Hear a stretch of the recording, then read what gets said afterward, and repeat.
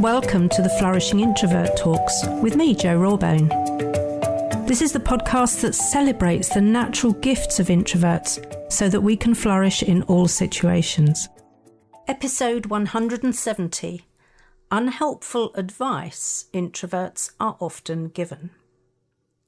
Justine finally plucked up the courage to attend her organisation's networking lunch. It wasn't an easy decision. Let's face it, not many introverts really enjoy networking. But she knew it would be good for her visibility, and the next round of promotions were just around the corner. Justine had got wind of the fact that there's a new position being opened up that would suit her to the ground. But she anticipated the competition would be fierce. This time last year, that would have put her off straight away. But having done some personal development work, she was clear on her strengths and knew how to articulate them clearly. In fact, she was certain that she had the skills and talents that her organisation really needed right now. And the added bonus was that the latest report showed that her organisation were lagging behind in gender equality. A sad fact, but that might work in her favour. Justine had a plan to fully recharge her mental and social batteries before the event, so she figured that she'd probably be good for an hour or so, depending who she got talking to.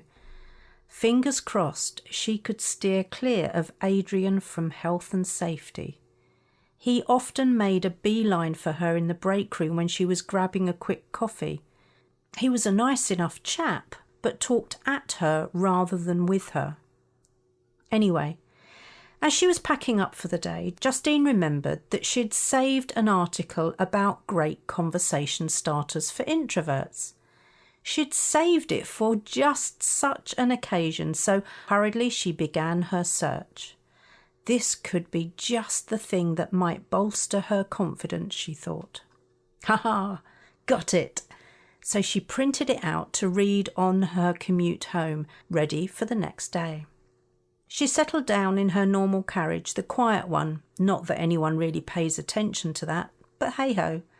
She even got her favourite seat. Did other people have favourite seats, she wondered. Then she smiled to herself as she looked around at familiar faces and realised, yes, they must do. She pulled out the article, and as she started to read, she felt her heart sink along with her optimism. Who wrote this? Clearly not someone who really understands the mind of an introvert, she almost said out loud. In fact, she looked up, unsure if she had indeed spoken her thoughts aloud. But no one was looking at her, so she presumed she hadn't. She carried on reading, her disbelief growing, as these were some of the supposed experts' conversation starters. Read anything interesting lately? Have you ever attended a silent retreat? I'm curious what it's like. Do you enjoy these events? Do you have a pet? Have you been learning anything new lately? Justine appreciated that these might be okay if the person you're asking them to is a chatty Kathy or Charlie, but she was not comfortable with any of them. And I can tell you that Justine was right to be wary, as there is a fundamental problem with each one of these questions. Have you identified the problem yet? If not, let me clarify it for you. The suggested questions are all examples of classic closed questions, and if the person you're trying to engage in conversation isn't feeling it, they could just give you a one-word or a really short answer. Then, any budding conversation quickly turns into feeling like an interrogation, and it might go something like this. Read anything interesting lately? Nope. Have you ever attended a silent retreat? I'm curious what it's like. Never done that. Do you enjoy events like these? No. Do you have a pet? No. Have you been learning anything new lately? Chance would be a fine thing. After a few responses like that, I'm betting that you and Justine would all hightail it out of there, faking some emergency or just slipping into the shadows unseen. Justine was still reading and even more aghast when she read the next piece of advice. It read, "So that your question doesn't appear to come out of the blue, precede it with, 'Here's a fun question.'" At this point, she set the article down on her lap, put her head in her hands and thought, "Really? Fun according to who? Or is that whom?" Anyway, what was fun about any of the questions they'd suggested? All introverts are painfully aware that fun is subjective, and whilst others at the work's networking event might relish the opportunity to grab a canapé whilst working the room, making idle chit-chat, that's rarely an introvert's idea of fun. It's certainly not Justine's, and it's not mine either. Is it yours? So as we leave Justine feeling despondent on her commute home, let's get back to these questions and see how they might work if you happen to ask these questions to someone more generous. You see, if their responses improve a little, it might just give you somewhere to go. It's not a great strategy to rely on, though. Read anything interesting lately? Nope, I barely get the time I need to do my technical reading. Keeping up with the changes is a full-time job. At which point, you or Justine or me might be able to ask, which genre of books do you miss the most then? Okay, so maybe now we have the kernel of a conversation starting. Have you ever attended a silent retreat? I'm curious what it's like. Never done that, and frankly it sounds just awful. Why would you think I might have attended one? This is going to be a case of think before you speak, as your response might get you into hot water. Do you enjoy events like these? No. To which you might reply, no, me neither. I guess you could tell that by my face though. If it's not something you enjoy, what's your reason for being here? Again, this might lead somewhere useful. Do you have a pet? No. Do you? Now the tables are turned and you're in the speaker's chair, so it makes sense to have a prepared answer. Otherwise, why ask a question like that?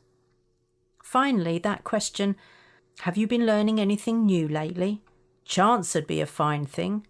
This could open into various areas about what they spend their time doing, but I sense some resistance, so I'm not sure I'd enjoy that conversation.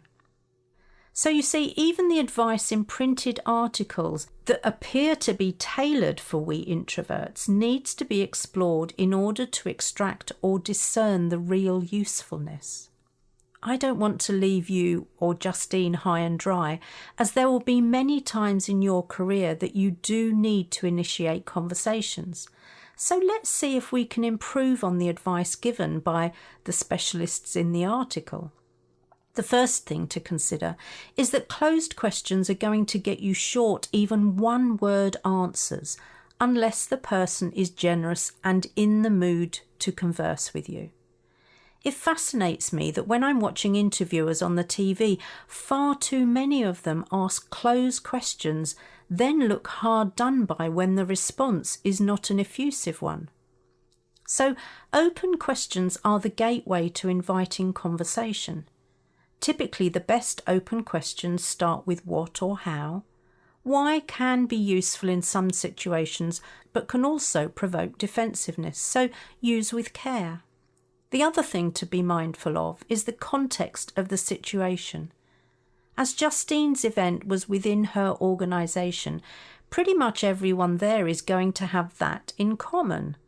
In the same way that everyone at a book fair has an interest in the printed word, and everyone at a travel exhibition is associated with some form of travel or a particular destination.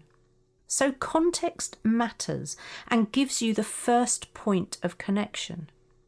In Justine's case, rather than read anything interesting lately, how about what surprised you about our recent financial results? Or how will the delay of Project X impact your team? Instead of, have you attended a silent retreat? I'm curious what it's like. Try, where do you prefer to go when you're in need of recharging your batteries? Then, how about changing, do you enjoy events like these, to, I don't know about you, but I can feel a bit awkward at events like this. How do you make sure you talk to different people? See, a little bit of situational humility can go a long way, and if you chose someone who looked as uncomfortable as you, they might be very grateful. Now, I'm not sure, do you have a pet, is ever a good question. As I have cats who tend to leave fur swipes around my legs, I'd assume the person was sarcastically pointing out that I was covered in cat hair. Of course, if you were at Crufts, the world-famous dog show held in the UK, it'd be easy to ask, what's your absolute favourite breed of dog? Although you still might get a one-word answer, in that environment, I doubt it. Which leaves, have you been learning anything new lately? Maybe this could be, what have been your biggest learnings from Project X or Client Y or Team Z? You're usually on fairly safe ground with an assumptive question about learning, because remember, as humans, we're preconditioned to learn. So what's been the point of this episode? It's been to highlight an example of where even the experts can get it wrong. So please be discerning with what you choose to apply. But don't let that mean I'm not going to do it because it's too difficult. And when and if I get things wrong, I really hope you'll email me with feedback. After all, I'm continuously learning and not ashamed to say so. If you enjoyed this episode as much as I did, then please subscribe, rate us and leave a comment, because we know that helps other people find the podcast. And if other people find us, other introverts can flourish.